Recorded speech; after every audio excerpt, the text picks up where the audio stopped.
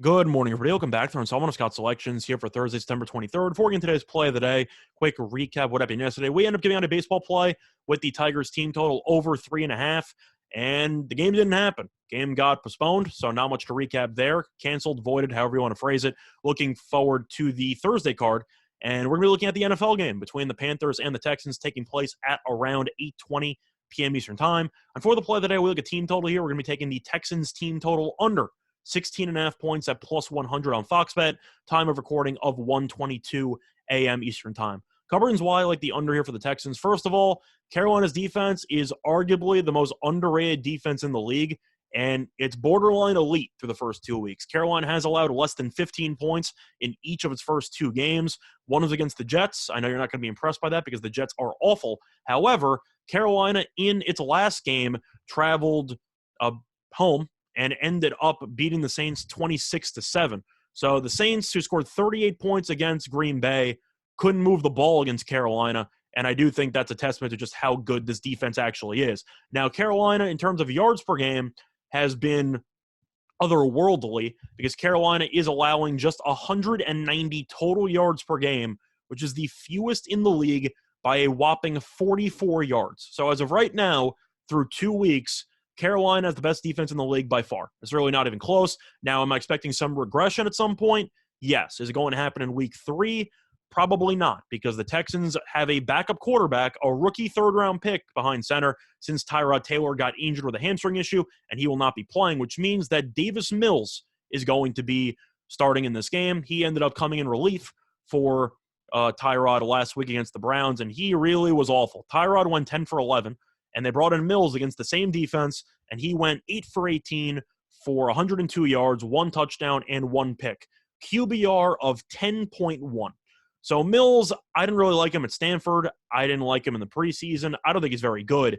And yet he's a third-round pick who now has to make his first career start on a short week in a Thursday game against, as of right now, the hottest defense in the league. I have a really hard time wondering how Houston is going to end up scoring 2 touchdowns in this game and potentially kick a field goal as well. That's the beauty of 16.5, is that in order for you to lose this bet, you basically need 2 touchdowns guaranteed from the other team.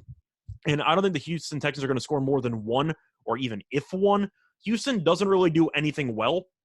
Offensively, Tyrod Taylor, of course, led the team to 37 points against Jacksonville, led his team to a good first half against Cleveland, but Tyrod just looked really comfortable in that system, and he also provides a bunch of mobility, and Mills doesn't really do that. The Texans also not really good at running the ball. The Texans are averaging just 3.5 yards per carry, which ranks 25th in the league.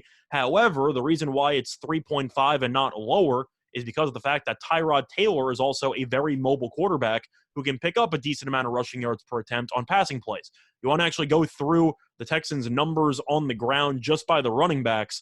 There are some really, really ugly yards per carry numbers. So just to go through those, Tyrod is actually leading the team in yards per carry.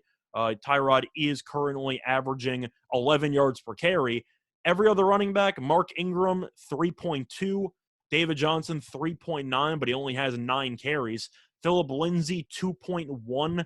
The point is that they can't run the ball, and I'm concerned that Mills is going to struggle through the air against this elite defense. I'm not really sure how Houston's going to move the ball. And I think that you can make an argument that maybe in garbage time they can move it against this Carolina team. But the Saints weren't able to do that last week, even though that game was out of reach pretty early. And plus, one other factor, Carolina is really good at maintaining possession of the ball. Carolina is second in the league in time of possession. So with Darnold, it seems like they're kind of trying to embrace a game manager role for him, where they're going to use McCaffrey a lot of short passes, move the chains, methodically build up drives. And I do think that's going to eat up a bunch of clock, which should keep the defense rested. And I do think that Carolina will do enough offensively to keep the Texans' offense off the field, which should lead to less overall possessions. But at the end of the day, do I think Houston's going to score more than 13 points in this game? No. 16.5 is too high, especially at plus money, and I'm going to take that to the banks. The play day, once again, here for Thursday, September 23rd, is going to be on the Texans team total under 16.5 points at plus 100 on Fox Bet. Bye, everyone.